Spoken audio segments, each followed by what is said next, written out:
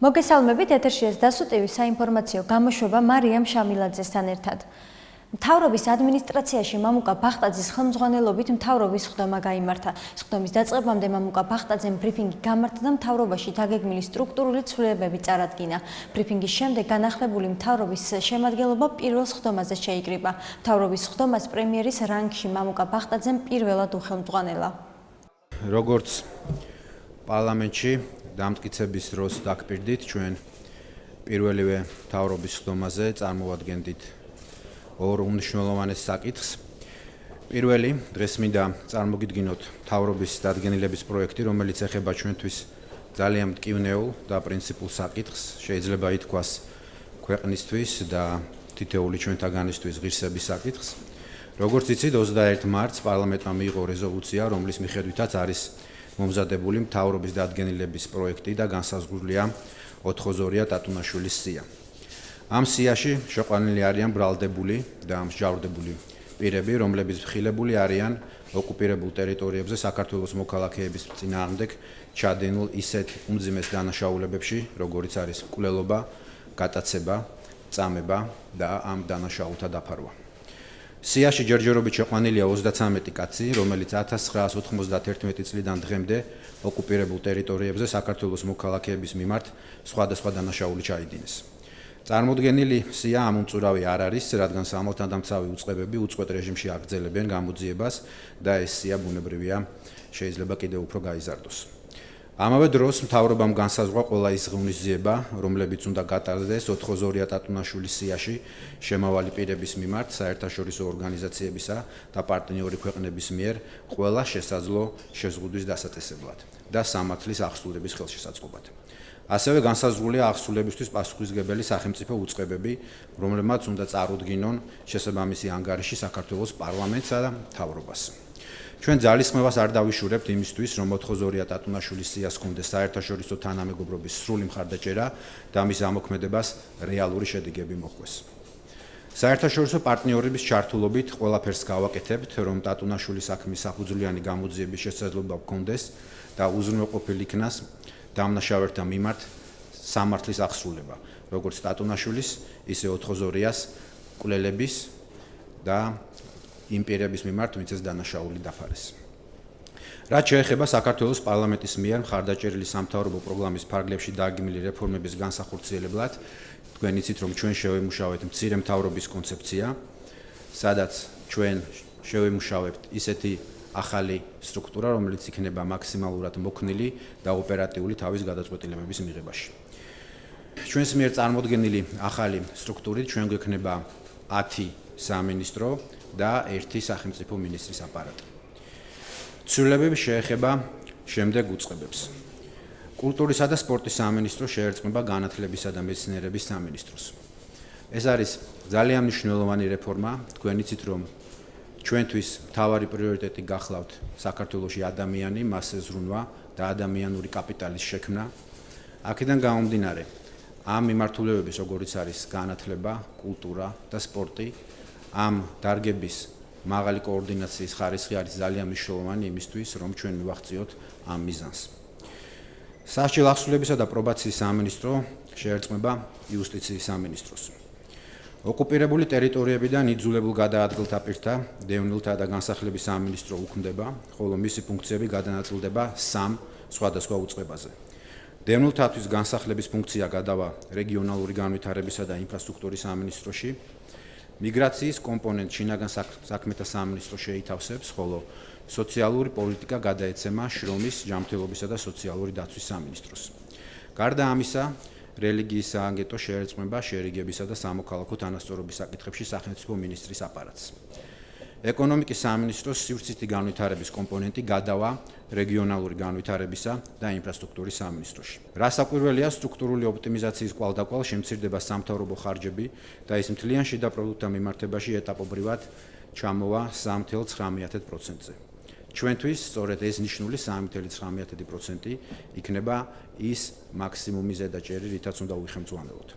ბიუროკრატიაზე დაზოგილი სახსრები კი სხვადასხვა ინიციატივების სახით სახელმწიფო ბიუჯეტის წყაროს, ანუ ისევე ჩვენ საზოგადოებას მოხმარდება. ამ სტრუქტურული რეფორმის განსახორციელებად მთავრობა დღესვე მიმართავს საქართველოს პარლამენტს შესაბამისი საკანონმდებლო ინიციატივით. ბათუმში 25 ივნისს მეზღვაურთა საერთაშორისო დღეს საზეიმოდ აღნიშნეს. მეზღვაური საერთაშორისო დღე 2010 წელს საერთაშორისო საზღვაო ორგანიზაციამ დააწესა. საქართველოში მას 2011 წლიდან ყოველწლიურად აღნიშნავენ. ამ დღესთან დაკავშირებით ბათუმში მთელი დღის განმავლობაში სხვადასხვა სახის ღონისძიებები გაიმართა. ბათუმის ცენტრალური პარკიდან სამგზავრო საზღვაო ტერმინალისაკენ ბათუმის სახელმწიფო საზღვაო აკადემიის სასულე ორკესტრის თანხლებით ტრადიციული მსვლელობა გაიმართა. მსვლელობაში მონაწილეობა მიიღეს საზღვაო აკადემიის კურსანტებმა, სანაპირო დაცვის შემადგენლობამ, ქართველმა მეზღვაურებმა და საზღვაო ტრანსპორტის სააგენტოს თანამშრომლებმა. მეზღვაურებს პროფესიული დღე საქართველოს პრემიერ-მინისტრმა მამუკა ბახტაძემ მიულოცა. პრემიერმა საზღვაო ნავსადგურში შეკრებილ მეზღვაურებს, კურსანტებსა და დამსწრე საზოგადოებას სიტყვით მიმართა. ღონისძიებაზე წუთიერი დუმილით პატივი მიაგეს, დაღუპული მეზღვაურების ხსოვნას და ზღვაში სიმბოლურად გვირგვინები ჩაუშვეს. საქართველოს პრემიერ-მინისტრმა ბათუმის ცენტრალურ მოედანზე პროგრამის აწარმოეს საქართველოში ბენეფიციარების მიერ დამზადებული პროდუქციის გამოფენა დაათვალიერა. მთავრობის მეთაური მეწარმეებს გაესაუბრა და ყურადღება ადგილობრივი წარმოების მნიშვნელობაზე გაამახვილა. პრემიერ-მინისტრმა მათ მხარდაჭერა აღუთქვა და მომავალ საქმიანობაში წარმატება უსურვა. პრემიერ-მინისტრთან ერთად გამოფენაზე იმყოფებოდა ეკონომიკისა და მდგრადი განვითარების მინისტრი გიორგი ჩერქეზიშვილი. გიორგი ჩერქეზიშვილმა ზღვაში გამოჩენილი განსაკუთრებული სიმამაცისთვის მეზღვაური და მზარეული სოსლან კაკაბაძე მამა ილია კარტოზიას სახელობის ჯილდოთი დააჯილდოვა. სოსლან კაკაბაძე 3 წელი უკანონო პატიმრობაში იმყოფებოდა ლიბიის არაკონტროლირებად ტერიტორიაზე. გიორგი ჩერქეზიშვილმა საქართველოს საზღვაო სფეროში შეტანილი წვლილისთვის ჯილდოები გადასცა ნავსადგურის კაპიტნებსაც. მეზღვაურთა საერთაშორისო დღისადმი მიძღვნილი ღონისძიებების ფარგლებში გიორგი ჩერქეზიშვილმა ბათუმის სახელმწიფო საზღვაო აკადემიაში ახალი სიმულატორების ოთახი გახსნა, რომელიც თხევადი ტვირთების გემებზე დასაქმებული სპეციალისტების მომზადებას ემსახურება. პირველ რიგში მინდა მეზღვაურის დღე მივლოცო მეზღვაურებს და დარგში დასაქმებულ ყველა ადამიანს. ეს დღე არის ძალიან მნიშვნელოვანი ჩვენთვის, რადგანაც საქართველო არის საზღვაო ქვეყანა და საზღვაო სერვისების განვითარება არის ერთ-ერთი პრიორიტეტი ჩვენი ქვეყნისთვის და ასევე მაღალკვალიფიციური მეზღვაურების და ამ დარგის სპეციალისტების გამოშვება. ამ მიზანს იმსახურება დღეს ჩვენი ვიზიტით საზღვაო აკადემიაში, რომელიც გახლავთ ერთ-ერთი წარმატებული სასწავლებელი არა მარტო საქართველოში, არამედ მთლიანად რეგიონში და ამის დასტური არის თუნდაც ის ინფრასტრუქტურა, რომელიც დღეს ჩვენ სასწავლებელს გააჩნია. ჩვენ დღეს გავხსენით ახალი სიმულატორების ოთახი, რომელიც მოიმსახურება თხევადი ტვირთების გემებზე დასაქმებული სპეციალისტების მომზადებას, რაც კიდევ ერთი დამატებითი სერვისი იქნება როგორც ქართველი სტუდენტებისთვის, ისე უცხოეთიდან ჩამოსული სპეციალისტებისთვის, რათა მათ შესაძლებლობა იქნებათ, რომ აქ გაიარონ ეს მაღალკვალიფიციური ტრენინგები. ასევე მინდა აღვნიშნო ის მიღწევები, რომელიც ჩვენ ამ სფეროში გვაქვს, ბოლო პერიოდში ძალიან მნიშვნელოვანი ნაბიჯები იქნა გადადგმული განსაკუთრებით მეზღვაურთა დიპლომების აღიარების კუთხით და მეზღვაურთა დასაქმების კუთხით.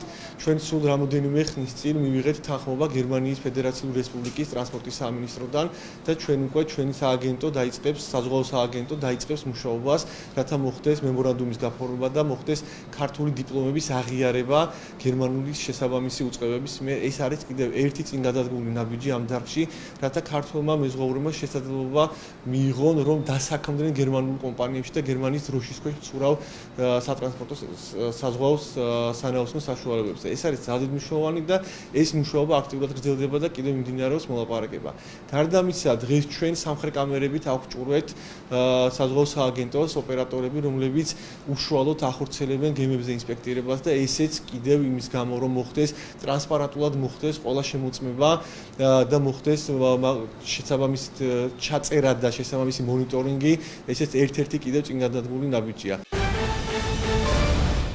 ქობულეთის შემოვლითი გზის მეორე 18 კილომეტრიანი მონაკვეთი ექსპლუატაციაში შევიდა. ქობულეთის შემოვლითი გზის პირველი მონაკვეთის მშენებლობა 2014 წელს დასრულდა.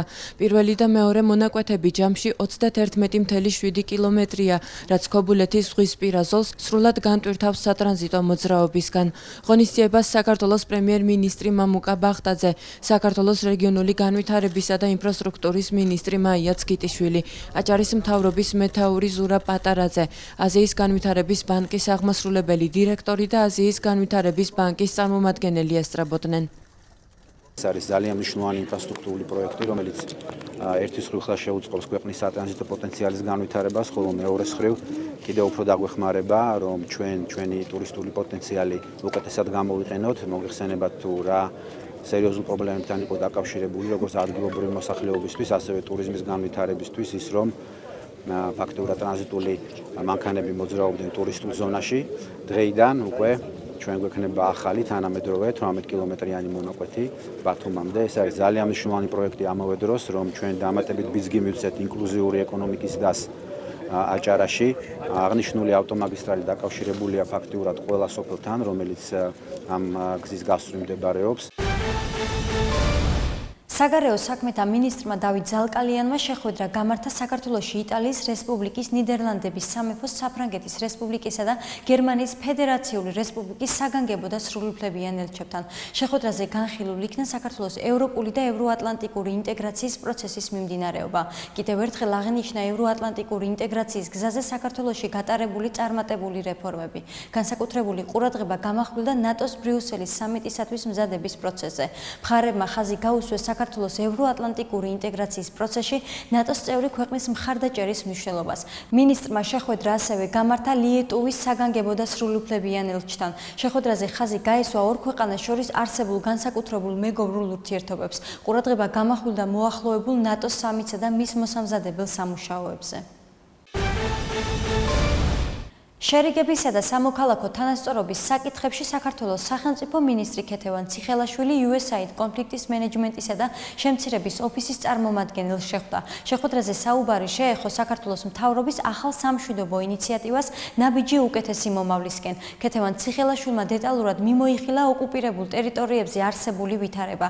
აგრეთვე ისაუბრა გამყოფი ხაზების ორივე მხარეს მცხოვრებ მოსახლეობას შორის დიალოგისა და ურთიერთობის არსებობის აუცილებლობაზე. კომუნიკაციის სხვადასხვა ფორმატის შექმნისა და განვითარების მნიშვნელობაზე. შეხვედრაზე საქართველოში ეთნიკურ უმცირესობების წარმომადგენელთა უფლებების დაცვისა და სამოქალაქო ინტეგრაციის პროცესიც განიხილეს. სახელმწიფო მინისტრმა შეხვედრა ასევე გამართა წითელი ჯვრის საერთაშორისო კომიტეტის დელეგაციის ახალ ხელმძღვანელთან. შეხვედრაზე საუბარი შეეხო ოკუპირებულ ტერიტორიებზე არსებულ მძიმე ვითარებას. ქეთევან ციხელაშვილმა ხაზი გაუსვა წითელი ჯვრის საერთაშორისო კომიტეტის ჩართულობის მნიშვნელობას და არჩილ ტატუნაშვილის ცხედრის გადმოსვენების საქმეში გაწეული დახმარებისთვის წითელ ჯვარს მადლობა გადაუხადა. საქართველოს პარლამენტის თავმჯდომარე ირაკლი კობახიძე ამერიკის შეერთებულ შტატებში სამუშაო ვიზიტით იმყოფება. ვიზიტის სამმხრივი საქართველო, მოლდოვა, უკრაინა საპარლამენტთაშორისო თანამშრომლობის ფარგლებში ხორციელდება. ირაკლი კობახიძე უკრაინელ და მოლდოվել კოლეგებთან ამერიკის შეერთებულ შტატების კონგრესის წარმომადგენელთა სპიკერს და კონგრესის სამი ქვეყნის მეგობართა ჯგუფების წევრებს შეხვდა. ასევე დაგეგმილია საქართველოს პარლამენტის თავმჯდომარის შეხვედრა კონგრესის საქართველოს მეგობართა ჯგუფის თანათავმჯდომარეებთან, კონგრესის დემოკრატიული პარტნიორობის თანათავმჯდომარეებთან, სენატის საგარეო ურთიერთობათა კომიტეტის, ევროპის ქვეკომიტეტის თავმჯდომარესა და თანათავმჯდომარესთან, ასევე ევროპის და ევრაზიის საკითხებში ამერიკის შეერთებული შტატების სახელმწიფო მდივნის თანაშემწესთან. ირაკლი კობახიძე ასევე მონაწილეობას მიიღებს ამერიკული საგარეო პოლიტიკის საბჭოსა და ატლანტიკური საბჭოს მიერ ორგანიზებულ ღონისძიებებში. პრეზიდენტის ადმინისტრაციის უფროსი გიორგი აბაშიშვილი ლანჩხუთში ოკუპაციის მუზეუმს ეწვია, რომელიც პრეზიდენტის სარეზერვო ფონდის დაფინანსებით პროექტის ოკუპაციის მუზეუმები გურიასა და სამეგრელოში ფარგლებში შეიქმნა. პროექტს, რომელსაც საქართველოს ეროვნული უსაფრთხოების ფონდი ახორციელებს, სამეგრელოსა და გურიის რეგიონში ოკუპაციის მუზეუმების გახსნას ითვალისწინებს. პროექტის მიზანია ხელი შეუწყოს ადგილობრივი მოსახლეობის ცნობიერების ამაღლებას. მუზეუმებში განთავსდება რუსეთის მიერ საქართველოს ოკუპაციის სამსახველი ფოტო და ვიდეო მასალა. მუზეუმის გახსნას ესწრებოდა ლანჩხუთის მერი ალექსანდრე სარიშვილი, ადგილობრივი საჯარო სკოლების დირექტორები, მასწავლებლები და მოსწავლეები. აღინიშნა, რომ მუზეუმის ტერიტორია გამოყენებული იქნება საგანმანათლებლო პროექტებისთვის, გაიმართება მოსწავლეთა შეხვედრები და საჯარო ლექციები. ჯერ კიდე ერთი წლის წინ ჩვენ დავიწყეთ ოკუპაციის მუზეუმების გახსნა ოკუპირებული ტერიტორიების გასწვრივ. ამის ნაწილი იყო კასპში, გორში, ქარელში, ხაშურში ოკუპაციის მუზეუმები და ძალიან მნიშვნელოვანია, რომ გავწვდით, ასე ვთქვათ, ახლა ოკუპაციის ხაზს და უკვე გაიხსნა მუზეუმი აქ ლანჩხუთში. იმედია ძალიან მნიშვნელოვანია, რომ არა მხოლოდ ოკუპირებული ტერიტორიების ხაზის და ოკუპაციის ხაზის გასწვრივ ცხოვრებმა, ახალგაზრდებმა იცოდნენ მეტი ოკუპაციის შესახებ, არამედ ამის შესახებ იცოდეს მთელმა საქართველომ. განსაკუთრებით სიმბოლურია, სამწუხარო სიმბოლოა, მაგრამ სიმბოლურია, რომ ეს ყველაფერი ხდება რუსული აგრესიის, ბოლო აგრესიის, ასე ვიტყოდი, 10 წლის შემდგომ.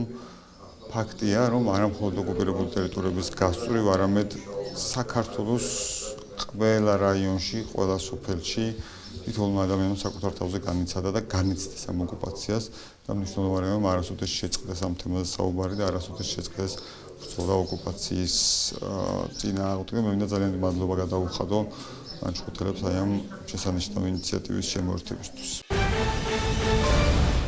საქართველოს ბანკის მხარდაჭერით მთელი ქვეყნის მასშტაბით 2018 წლის ივლისიდან ნოემბრისთვის ჩათვლით საქართველოს 8 რეგიონში ფოლკლორული ფესტივალი ფუძეობა გაიმართება. ფუძეობა კომპანია ჯეოტურისტის საავტორო სოციალური პროექტია, რომელიც ხორციელდება მუნიციპალიტეტებისა და საქართველოს ტურიზმის ეროვნული ადმინისტრაციის პროექტ ჩეკინ ჯორჯიას მხარდაჭერით. პროექტის მიზანია საქართველოს რეგიონალური კულტურის განვითარების ხელშეწყობა და მხარდაჭერა.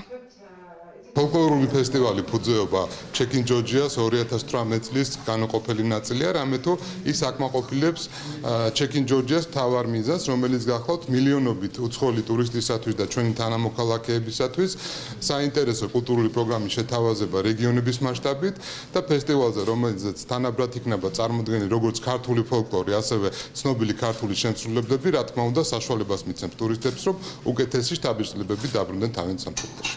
რეგიონალური ფოლკლორული ფესტივალი ფუძეობა საქართველოს 8 რეგიონში ჩატარდება წელს. ჩვენი სლოგანია დაუბრუნდი ერთი დღით ჩვენს ფუძეს. შესაბამისად ველოდებით არა მხოლოდ უცხოელებს, არამედ ქართველებს და მოგიწოდებთ, რომ დაბრუნდეთ თქვენს ფუძეზე. გექნებათ საშუალება ერთი ლოკაციის ადგილას მთელი რეგიონის კულტურას გაეცნოთ. გვექნება ბევრი აქტივობები. ჩვენი პროექტი არის სოციალური პროექტი, დასწრება უფასოა. ჩეკინ ჯორჯიას ფარგლებში დასკვნით ნაწილში გვეყოლება ძალიან ბევრი ცნობილი მომღერლები. ანონსი დაიდება უკვე ჩვენ Facebook გვერდზე და შესაბამისად შეგიძლიათ უკვე გაეცნოთ ჩვენ ამის. საქართველოს ავიაბაზარზე ოპერირება ომანის დაბალბიუჯეტიანმა ავიაკომპანიამ დაიწყო. რეგულარული რეისები მასკატი, თბილისი, მასკატის მიმართულებით კვირაში 3 სიხშირით ყოველ ორშაბათს, ოთხშაბათსა და პარასკევს შესრულდება. ახალ ავიარეისებთან დაკავშირებით პრეზენტაცია სასტუმრო ჰუალინგში გაიმართა, რომელსაც საქართველოს აეროპორტების გაერთიანების დირექტორი, ტურიზმის ეროვნული ადმინისტრაციის ხელმძღვანელი და სამოქალაქო ავიაციის სააგენტოს გადაყვანა გადაზიდვების დეპარტამენტის უფროსი დაესწრნენ. 3 წლის წინ სპარსეთის ყურე იდენტიფიცირებული იყო როგორც ახალი რეგიონი და ახალი ბაზარი საქართველოში ტურისტების მოსაზიდად. ჩვენ მრავალი ღონისძიება გავატარეთ იმისათვის, რომ როგორც ომანიდან, ასევე სპარსეთის სხვადასხვა ქვეყნიდან გაზრდილიყო ტურისტების რაოდენობა და ეს ყველაფერი, რა თქმა უნდა, ციფრებში აისახება. ამ ყველაფერს მოყვა პირდაპირ ავიარეისების დანიშვნა და ერთ-ერთი მათგანი დღეს სპეციალური გახსნით აღვნიშნეთ ომანიდან სამჯერადი ყოველკვირეული რეისების შესრულება საქართველოს მიმართულებით, რაც რა თქმა უნდა ტურისტების მატებას შეუწყობს ხელს.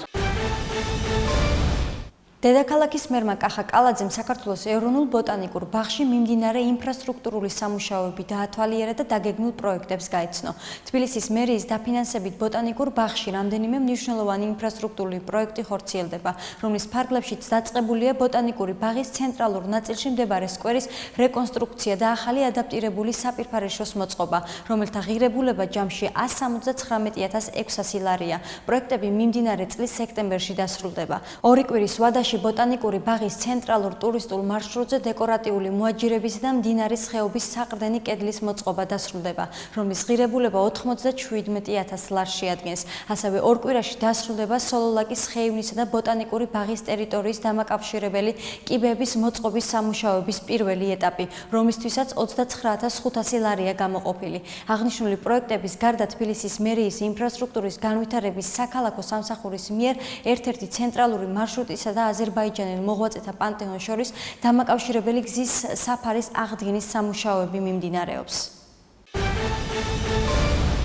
ჯგუფ ქუჩის ბიჭების ერთ-ერთი წევრი ირაკლი ნოზაძე წერეთლის გამზირზე დაჭრეს. თვითმხილველების ინფორმაციით მომღერალი ირაკლი ნოზაძე სავარაუდოდ გოგომ დაჭრა. როგორც წერეთლის გამზირზე მცხოვრებლები ყვებიან, მომღერალს საცხოვრებელი სახლიდან ჩამოსვლას ორი გოგო სთხოვდა. ნოზაძე სახლიდან ჩამოვიდა და მანქანაში ჩაუჯდა აღნიშნულ გოგოებს. რამდენიმე წამში კი სისხლიანი გადმოვიდა და შველას ითხოვდა. მომღერალი ღუდუშაურის კლინიკაში კრიტიკულ მდგომარეობაში შეიყვანეს. მას ჭრილობები მგულმკერდის არეში აქვს მიყენებული. დაჭრილს გადაუდებელი ოპერაცია ჩაუტარდა და მისი მდგომარეობა ამჟამად სტაბილურია. როგორც შინაგან საქმეთა სამინისტროში აცხადებენ, სავარაუდოდ დამნაშავეები იდენტიფიცირებულები არიან. გავრცელდა ინფორმაცია, რომ ნოზაძის დაჭრის საქმეში მამაკაციც ფიგურირებს, თუმცა შინაგან საქმეთა სამინისტრო ამ ინფორმაციას არ ადასტურებს. მიმდინარეობს საგამოძიებო მოქმედებები. მედია ჰოლდინგ კვირას პრეს-კლუბში საქართველოს ალიანსი უსაფრთხო გზებისათვის გამგეობის თავმჯდომარემ ეკალალიაშვილმა ავტოსაგზაო შემთხვევებთან დაკავშირებით პრეს-კონფერენცია გამართა. ეგრეთ წოდებული საგზაო შემთხვევების სეზონი უხეშად რო ვთქვათ იწყება, ზაფხულის პერიოდი არის დახშირებული ავტოავარიების პერიოდი, როდესაც თავისთავად მგზავრობა და გადაადგილება გზებზე ხშირდება და ინტენსიური არის ასევე საგზაო შემთხვევები. ამიტომ ამისთვის უნდა იყოს სამზადისი სახელმწიფოს მხრიდან, რომ აღკვეთილი იქნეს მსგავსი შემთხვევები. რა შეიძლება გაკეთდეს? პირველ რიგში უნდა აუცილებლად ვახსენო აუდიტის ანგარიში, რომელიც ბოლო თვეებია გამოქვეყნდა და სადაც კვლევა გვეუბნება, რომ მძღოლებს გაუჩნდათ ის განცდა სამწუხაროდ ბოლო პერიოდში, რომ მათი საგზაო დარღვევები არ კონტროლდება. გამოკითხვა გვეუბნება, რომ როგორც სამარშრუტო ანუ გზათა გადამყვანი ტრანსპორტის მძღოლები, ასევე კერძო პირები ამბობენ, რომ დიახ, ისინი არ ღვევენ, მაგრამ მათი დიდი ნაწილი არის კონტროლს მიღმა, ისინი არ ჯარიმდებიან. ეს უკვე ძალიან მნიშვნელოვანი სიგნალი არის ხელისუფლებისთვის, რომ ადმინისტრირების მექანიზმი გაუმჯობესოს და ეს გაუმჯობესოს თანამედროვე სისტემების დანერგვით, ჭკვიანი კამერების დამონტაჟებით და მინიმუმ ის განცხადება მაინც მოვისმინოთ, რა გეგმა არის უახლოეს პერიოდში და რამდენად სწრაფი ტემპებით იქნება ეს. თავარი არის, შეიძლება გეგმა არის, მაგრამ თავარი არის რა დროში იქნება ეს გაკეთებული, რომ დროულად მოხდეს რეაგირება. ასევე მნიშვნელოვანი არის გამოიკვეთება ახალი ფაქტორები, თუ რის გამო ხდება ავტოავარიები. ბუნებრივია, როცა ვსაუბრობთ ამ პრობლემაზე, მხოლოდ ერთ ჭრილში ვერ განვიხილავთ. აქ არის ძალიან ფართო სპექტრი პრობლემების, რომელზეც მხოლოდ პოლიციამ თავისთავად კი არ უნდა იზრუნოს, ან მხოლოდ რომელიმე ერთმა უწყებამ, არამედ ეს უნდა იყოს კომპლექსურად, ეს უნდა იყოს კოორდინირებულად. დღეს ჩვენ გვაქვს ასევე ისეთი კანონი, რომელიც პრაქტიკულად ვერაფერს უშვება ისეთ აგრესიულ მძღოლებს, რომლებიც რამდენჯერმე წლის განმავლობაში აგრესიულ დარღვევაში ჩადიან და ისინი კვლავ რჩებიან მძღოლებად. შეიძლება მართვის მოწმობა ჩამორთმეული ქონდეს პირს, მაგრამ კანონი მას არ ზღუდავს პოლიციამ კიდეც რომ გააჩეროს მართვის მოწმობა ჩამორთმეული პირი, ის ციხეში ვერ შეუფარდებს ადმინისტრაციულ პატიმრობას და მძღოლი კვლავ აგრძელებს, შეიძლება ითქვას პოტენციური მკვლელი, შეიძლება ითქვას არის კვლავ ქუჩაში. მძღოლები, რომლებიც მუდმივად არ ღვევენ, მათ უნდა ემუქრებოდეს ადმინისტრაციული პატიმრობა. უბრალოდ ჩვენი კანონის ხარვეზი არის ის, რომ ადმინისტრაციულიდან ვერ გადავდივართ სისხლის სამართლის კოდექსში, თუ დაღუპულობის ფაქტი არ დაფიქსირდება. მანამდე უნდა დავემუქროთ უხეშად რო ვთქვათ მძღოლს იმ სასჯელით, რომ მას აღარ მოუნდეს ის მოწესრიგებული იყოს და ქცევა შეიცვალოს. კამერების თემა შარშან გაჟღერდა, ჩვენ მოლოდინი გქონდა, რომ რამდენიმე 1000 კამერა დამონტაჟდებოდა, ჭკვიანი კამერა, როგორც სექციური, ასევე ჭკვიანი, ასევე მოძრავი, თქვენ გახსოვთ კონტაქტო პატრულირება, რომელზეც ძალიან ბევრი საუბარი იყო პარლამენტში და ეს ყველაფერი კომპლექსურად იმუშავებდა დადებითად ადამიანის ქცევის შეცვლაზე. თუმცა აღმოჩნდა, რომ კამერების რაოდენობა არის ძალიან მცირე და ზოგი მათგანი არც მუშაობს წყობიდან გამოსულია. გამომდინარე აქედან ჩვენ გვაქვს ბოლო ინფორმაცია, რომ ეს კამერები რეალურად არსებობს და შეძენილია, თუმცა მათი დამონტაჟების პროცესი აი დროში ჭიანურდება, დიახ. ჩვენ როდესაც საუბრობთ ისეთ მნიშვნელოვან საკითხზე, რასაც ადამიანთან სიცოცხლესთან პირდაპირ კავშირი აქვს, თავისთავად გვჭირდება პროცესების დაჩქარება, სხვა შემთხვევაში დრო მიდის და საგზაო შემთხვევების აღკვეთას ჩვენ ვერ ვახდენთ. საქართველოს თავდაცვის მინისტრის პირველმა მოადგილემ ლელა ჩიქოვანმა ნატო-საქართველოს წვრთნისა და შეფასების ერთობლივი ცენტრის მრჩეველთა ჯგუფის წევრი შვედეთიდან მაიორი მაგნუს როზეგნერი გენერალ კვინიტაძის სახელობის უწყებრივი მედლით დააჯილდოვა. შვედ ოფიცერს ჯილდო საქართველოსა და ნატოს შორის სამხედრო თანამშრომლობის განვითარების საქმეში შეტანილი წვლილისთვის გადაეცა. საქართველოში ძალიან დიდი სამუშაო გამოცდილება მივიღე. გარდა ამისა, გავეცანი თქვენს კულტურას, ისტორიას. მოხარული ვარ, რომ ქართველ სამხედროებთან მუშაობის შესაძლებლობა მომეცა. ჩემთვის დიდი პატივი იყო აქ სამსახური. მაიორი როზეგნერი ერთ-ერთი ექსპერტი იყო ნატო-საქართველოს წვრთნისა და შეფასების ერთობლივ ცენტრში. იგი შვედეთის არმიის საუკეთესო წარმომადგენელია. ნატო-საქართველოს არსებითი პაკეტის ფარგლებში ჩატარებულმა კონფერენციამ კიდევ ერთხელ დაადასტურა, რომ ნატოსთვის ძალიან მნიშვნელოვანია აქ წევრი ქვეყნების ექსპერტთა მუშაობა. მომავალში იმედს გამოვთქვამთ, რომ უკვე ქართველი ექსპერტები მიიღებენ ანალოგიურ პროგრამებში მონაწილეობას. კოჯორში სერჟანტთა პროფესიული დღე აღინიშნა. პროფესიული დღის აღნიშვნა საჩვენებელი სწავლებით დაიწყო. აეროდრომის ტერიტორიაზე ათეულის მეთაურის კურსის მსმენელების მიერ საველე მაკეტის გამოყენებით დავალების პრაქტიკულად აღსრულება გაიმართა. ღონისძიებას თავდაცვის მინისტრი ლევან იზორია, გენერალური შტაბის უფროსი გენერალ-მაიორი ვლადიმერ ჩაჩიბაია, შეიარაღებული ძალების მთავარი სერჟანტი კობა ცირეკიძე და სახმელეთო ძალების სარდლები დაესწრნენ. სწავლების შემდეგ სერჟანტთა აკადემიის სამწყობრო მოედანზე საწყისი საბრძოლო მომზადების ცენტრის დრილ სერჟანტების მიერ სამწყობრო მომზადების დემონსტრირება გაიმართა, რის შემდეგაც ღონისძიება გიორგი ანწუხელიძის სახელობის სერჟანტთა აკადემიის საკონფერენციო დარბაზში გაგრძელდა. თავდაცვის მინისტრმა ლევან იზორიამ დარბაზში შეკრებილ სერჟანტებს პროფესიული დღე პირადად მიულოცა. ღონისძიების დასასრულს მინისტრმა სერჟანტი გიორგი ძებისაშვილი სამსახურეობრივი მოვალეობის შესრულებისას გამოჩენილი მაღალი პროფესიონალიზმისთვის სამსახურებრივი საშტატო იარაღით დააჯილდოვა. 1 მაისიდან 25 ივნისამდე არსებული მონაცემების მიხედვით საქართველოს მასშტაბით ზღვასა და მდინარეებში 21 ადამიანი დაიხრჩო. აღნიშნული შესახებ ინფორმაცია საგანგებო სიტუაციის მართვის სამსახური ავრცელებს. უწყების პრესსამსახურის ინფორმაციით ამავე პერიოდში საგანგებო სიტუაციების მართვის სამსახურის მაშველებმა 36 ადამიანი დახრჩობას გადაარჩინეს. საზღვაო სეზონთან დაკავშირებით საგანგებო სიტუაციების მართვის სამსახური მოქალაქეებს მოუწოდებს გამოიჩინონ სიფრთხილე და საზღვაო მაშველების რეკომენდაციები დაემორჩილონ. როგორც საგანგებო სიტუაციების მართვის სამსახურის განცხადებაშია აღნიშნული, შავი ზღვის სანაპიროზე გახშირდა მოქალაქეების მიერ ზღვაში უსაფრთხოების წესების დარღვევის ფაქტები.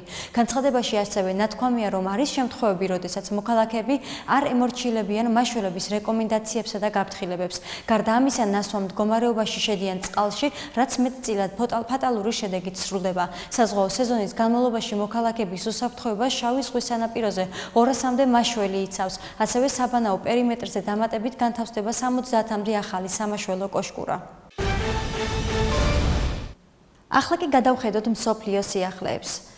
ამერიკის შეერთებული შტატების პრეზიდენტის დონალდ ტრამპის განცხადებით ჩრდილოეთ კორეაში ქუჩებში ანტიამერიკული პლაკატები მას შემდეგ მოხსნეს, რაც ვაშინგტონსა და ფხენიანს შორის ურთიერთობა გაუმჯობესდა. ამის შესახებ დონალდ ტრამპმა სამხრეთ კაროლინაში მხარდაჭერებთან გამართულ მიტინგზე განაცხადა. დონალდ ტრამპისა და კიმ ჩენ ინის შეხვედრა 12 ივნისს სინგაპურში გაიმართა. მოლაპარაკებების შედეგად მხარეებმა ხელი მოაწერეს ერთობლივ დოკუმენტს, რომელშიც ფხენიანმა ვალდებულება აიღო კორეის ნახევარკუნძულის დენუკლეარიზაცია უზრუნველყოს. ვიეტნამში წყალდიდობისა და მეწყერის შედეგად სულ მცირე 17 ადამიანი დაიღუპა და 11 უგზო-უკლოდ დაკარგულად ითვლება. ამის შესახებ ინფორმაციას ადგილობრივი მედია ავრცელებს. როგორც ვიეტნამის სტიქიური უბედურებების კომიტეტი აცხადებს, 700-მდე მაშველი ადგილობრივი მოსახლეობის ევაკუირებას ახორციელებს და ასევე მიმდინარეობს უგზო-უკლოდ დაკარგულების ძებნის ოპერაცია. წინასწარი შეფასებებით წყალდიდობისა და მეწყერის შედეგად მიყენებული ზარალი 2,3 მილიონ ამერიკულ დოლარს შეადგენს. აღსანიშნავია, რომ გასული წლის განმავლობაში ტროპიკული წვიმებისა და მეწყერის შედეგად ვიეტნამში 390 ადამიანი დაიღუპა. ეს იყო ჩემს ხელთ არსებული ინფორმაცია, ახლა კი ეთერში ამინდის პროგნოზის დროა, მე კი ამით გემშვიდობებით ნახვამდის.